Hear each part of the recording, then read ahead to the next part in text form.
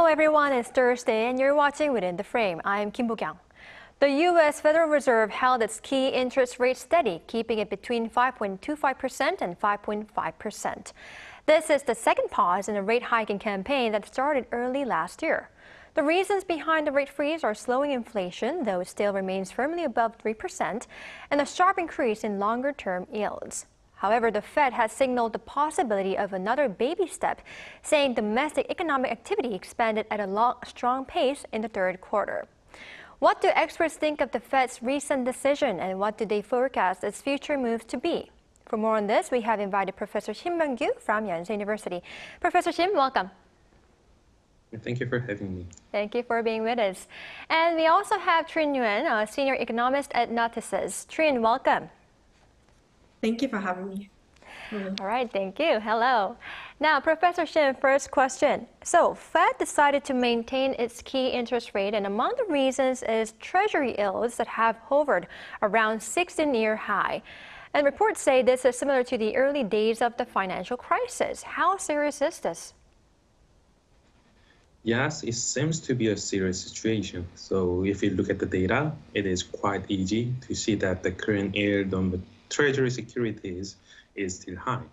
In particular, the yields on the U.S. Treasury securities at 10-year and 30-year maturities are all above 5%, which are at their highest levels during the last 15 years. The yield on the same security was slightly higher than 5% during the middle of 2007 when the financial crisis hit the U.S. economy. Given the usual belief that the U.S. Treasury securities are the most safe assets in the world, this implies that the rate of return on the other assets would be higher than 5 or 6% because of the risk premium, posing potential threats on the economies because the borrowing costs for both households and the firms are really high. Right, I see. It is a serious situation indeed. And Trinh, I'd like to ask you about the reason behind such a swift run-up in the long-term Treasury yield. Many reports say this is because of the so-called term premium. What is this? It's a compensation investors want for whole longer-term bonds, which means there's a lot of uncertainty regarding the direction of future interest rates. Now, the term premium was negative before the run-up because investors were quite sure that the Fed was making a policy mistake, meaning that they would cut interest rates and they wouldn't hike further. And therefore, by holding long-term bonds, they would actually benefit because ultimately the Fed would capitulate. Now, that is not true because the U.S. economy has absorbed higher rates much better than investor has thought because data has been very, very strong, whether it's labor market or retail sales. And as a result, the Federal Reserve couldn't cut rates. They're in no position to cut rates. And then investors had to reprice their expectations of rate cuts this year. And therefore, they have much higher uncertainty. That means that they want a positive term premium for the risk they're taking because they're now not so certain that the Fed is going to cut rates. All right, I see your point. They're desiring for the positive term premium. I see. Now, Professor Shim, some point to China's selling of U.S. government bonds as one of the reasons as well. Before we talk about why Beijing is currently not showing much interest in bonds, why has China been a major buyer up until now? To put it simply, this is the consequence of two facts. First, as I commented before, bonds issued by the U.S. government are believed to be the most safe assets in the world. So, investors from other countries searching for safe assets because they are risk averse would demand the treasury bonds. Second, China has earned a lot of profits from trade for more than 2 decades. If a country has a current account surplus, it would have foreign currencies in its pocket, say the US dollar. Then it should look for ways to save the income earned from outside. And given that Chinese investors also have the tendency to search for safe assets because emerging economies like China or Korea, at the point, are more vulnerable to fluctuations and they are sort of risk averse. So it is very natural that investors from China have been major buyers of the US bonds. this is so-called global saving club, which have been actively discussed by a lot of researchers. All right, I see. So to put it simply, it was because the U.S. bond was the safest asset, right? Yes. Right, I see. Now, Trinh, that being said, why is China selling now? I mean, how much has it sold? Well, it started selling quite a while ago in 2013. At the peak, it was about $1.3 trillion of an official holding via the mainland. And now it's declined to about 860 billion, right? That's the latest August figure that the US government released. Why is China selling? One reason could be that it wants to seek better yield. Before the rapid rise of the US Treasury yield, it actually was not yielding that much. So it's recycling its surplus, its trade surplus, into very low yielding instrument, right? The second, obviously, is the rise in geopolitical tensions between the US. So they want to hedge that as well, because it can be used against them, obviously. So they want to gradually reduce that. Now, if you look at the official number, it seems like they're selling quite aggressively dollar assets, but that's not necessarily true. If you take into proxies, which people generally use Belgium and Luxembourg, so the decline would be less than 40%, roughly about 20-something% of US Treasury they've held since the peak. Now, while they have decreased their official holding of US Treasury, they have actually increased their holdings of agency bonds. Agency bonds yield a bit higher. They're backed by the US government, so they're quite safe. So essentially, you also have institutions like SAFE investing in corporate dollar debt and also even equities. So as a result, you can say that China has decreased its holding of US Treasury bonds, but it doesn't mean that it's a key reason why yields have increased. Japan, for example, have increased their holdings over a similar period. The key reason is that there is actually more uptake by private investors, and the US itself has decreased its reliance on foreign ownership of US Treasury over a longer horizon. So this decline cannot be fully explained for why there's a sell-off in the bond market. All right, I see your point, and that makes me wonder, Professor Shim, in your opinion, what do you believe was the major reason behind this increase in the 10-year Treasury bond? So on the reason why the interest rate is high, so there are a lot of uncertainties on that. So maybe the main reason is because the interest rate in the US is really high. And that's because, as we know, the inflation rate has been high. And the second reason would be the higher geographical risk after the last year's war, what happened in Ukraine, and also the Israel-Hamas war at this point. So there are a lot of demands for the US Treasury bonds. So one of the reasons, so there are several reasons why the yield has increased to 5%.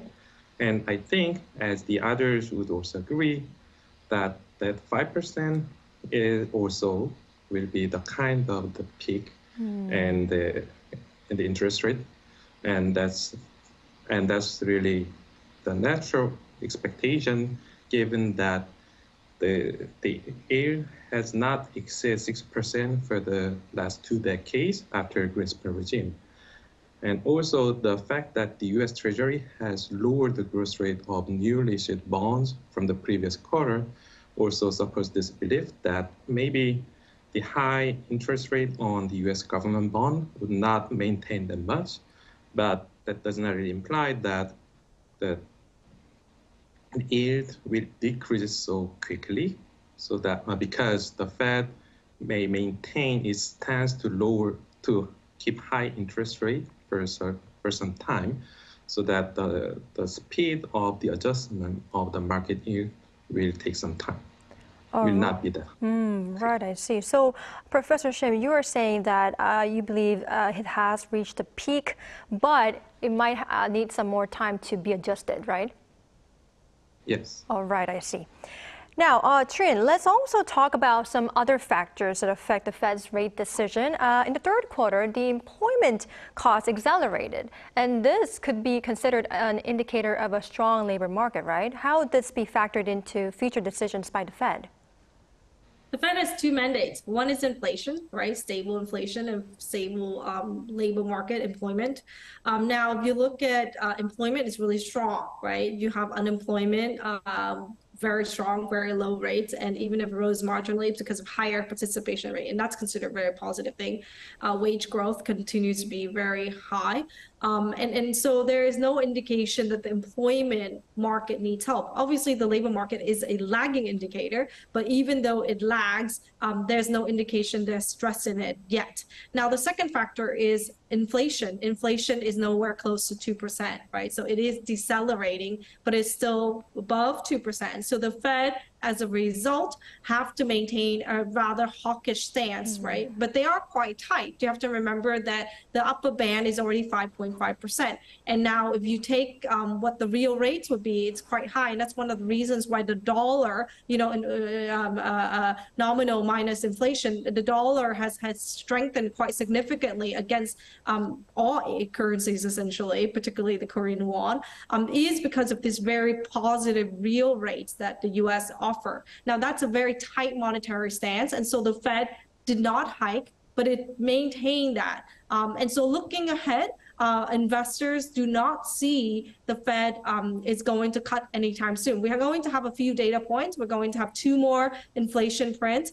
We will have more job data. But unless it crashes and burn, there won't be any rate cut. Now, there won't be any hike either, and this is what markets rally, and the Korean won rally today quite substantially. I think it's the very, very sharp rallying of the Korean won, partly because it's very excited about the fact that the Fed is done for now, right? In the very, very short term, we don't know what's going to be in 2 years, but at the very least in the short term, it's not going to put pressure on the Korean won.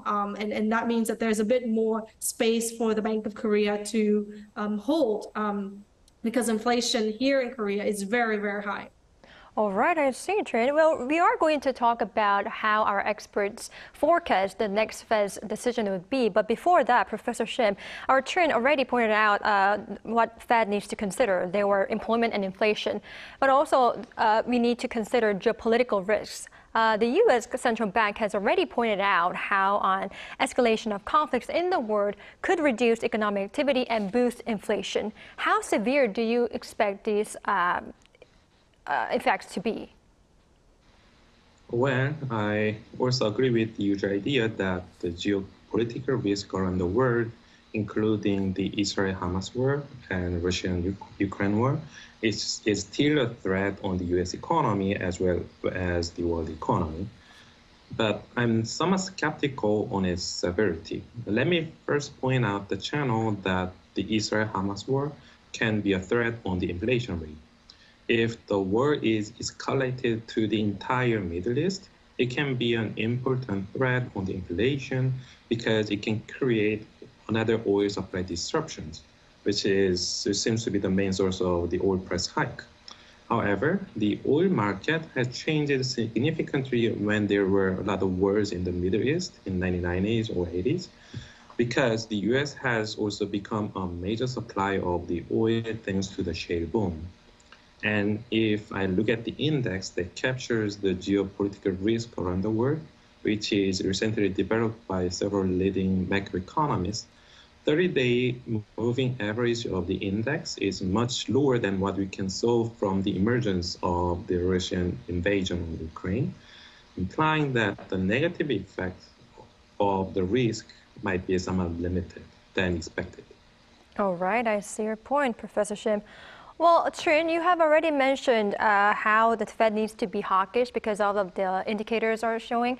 But I'd like to ask you more. Considering all the factors that we have already discussed, including the geopolitical risks, how do you see future Fed rate decisions?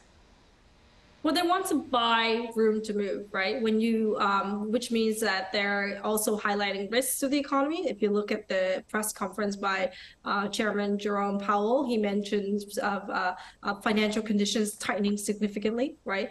We know that when yields rise, mortgage rates rise massively. When yields rise, it leads to lower demand of loans. It leads to lower disposable income because people are paying more debt because cost of debts to rise and so on and so forth. So the pass through to the economy means that it's going to suppress demand, and that acts with a significant lag. Monetary policy acts with a significant lag. So we have yet seen weakness in the U.S. economy in hard data. We do have some soft indicators that show some weakness. And so what he's doing is that he's paving ways in which that he's going to pause and he's going to maintain some tightness to say that actually he's fighting inflation by maintaining rates at 5.5% for the upper bound, while at the same time he doesn't want markets to get excited and price in any cuts, right? Because when markets price in cuts, it's causes the easing of financial conditions indirectly as equities rise and so on and so forth, and people expectations of longer term rates start to decline, and that goes against what he's trying to do. So he wants to wait for a few more data points to then move forward. So as a result, we think that they're going to err on the side of caution and hold interest rates in the short term, meaning towards the end of 2024, the December meeting, and also in the first quarter. And the signs of weakness will come likely in the end of the second quarter. And this is when we're going to see some change of market expectations. All right, I see your point, Trinh. Well, Professor Shim, I'd like to ask your opinion as well. What do you believe Fed's decision should be for December and on air? So on the Fed actions. So I totally agree with her idea that the Fed has a lot of things to watch, and including the geopolitical risk and also the labor market as well as the housing market.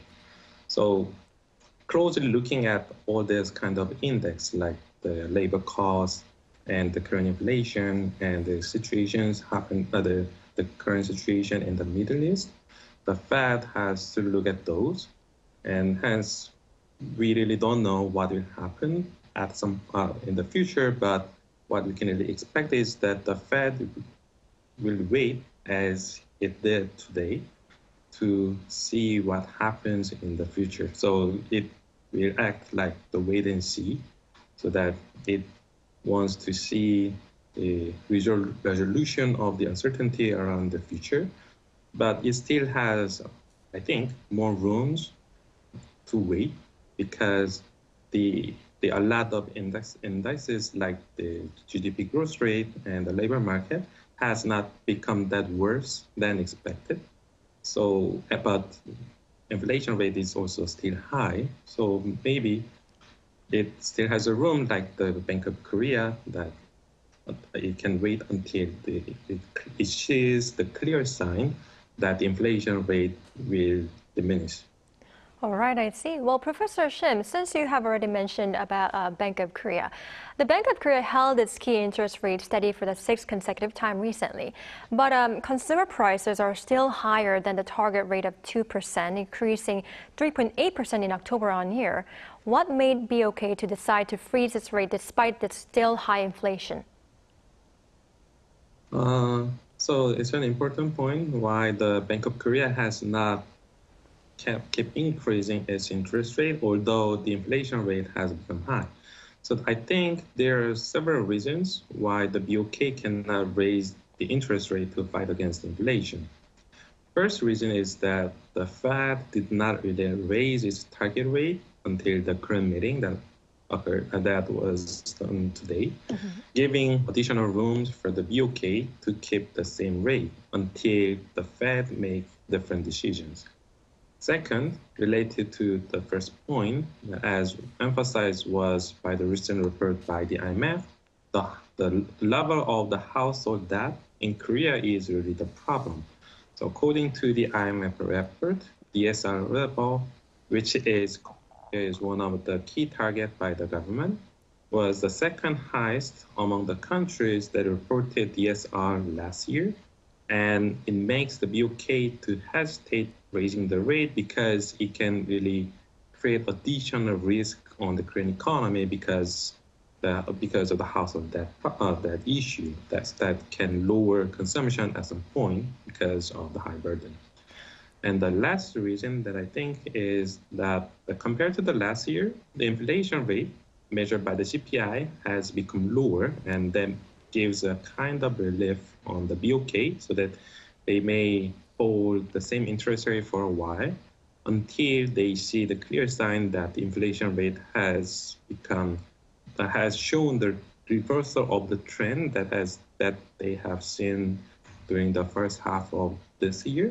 And I think maybe this is that kind of time because the inflation rate has increased again since August. So maybe it has to really think more carefully about the timing that timing to change the interest rate. All right, I see your point, Professor Shim.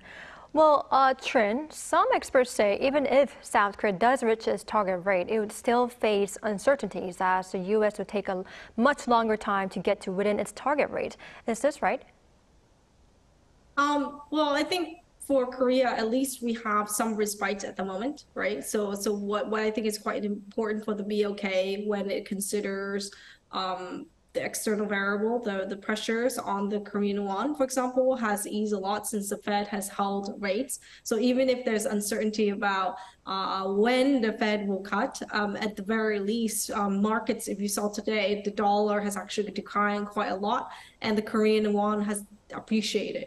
That is important for an economy that faces 3.8% year-on-year inflation, which is way higher than what the BOK target is, because they can then at least be comforted by the fact that the exchange rate pass-through through import price is less. The second is that, as mentioned, the Israel-Hamas war has been spread into a regional conflict, and Brent has actually declined to 85. And for Korea, it's also quite important.